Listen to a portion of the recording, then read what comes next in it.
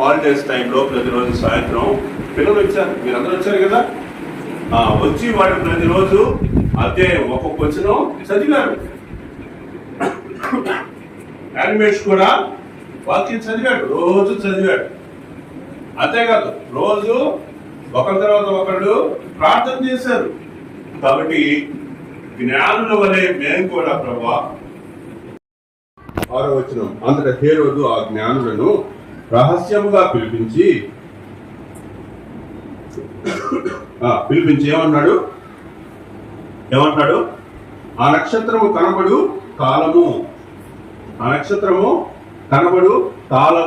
అంటే ఈ హేరోదుకు అర్థం కావట్లేదు. ఆకాశం కింద చూస్తే చాలా చుక్కలు కనిపిస్తున్నాయి, కానీ ఈ నక్షత్రం ఏ రోజుకి అర్థం కావట్లేదు. ఏ నక్షత్రం ఏందని తర్వాత ఇంకా ఏ రోజుకి అర్థం కావట్లేదు, కానీ జ్ఞానులకు అర్థం అవుతుంది. జ్ఞానులు గమనించారు, శాస్త్రులు, ప్రజల్లో ఉండేటువంటి శాస్త్రులు వాళ్ళు కూడా గమనించారు. ఓ ఇదిగో యాకోబులో ఉదయించినటువంటి నక్షత్రం అని వాళ్ళు గమనించారు.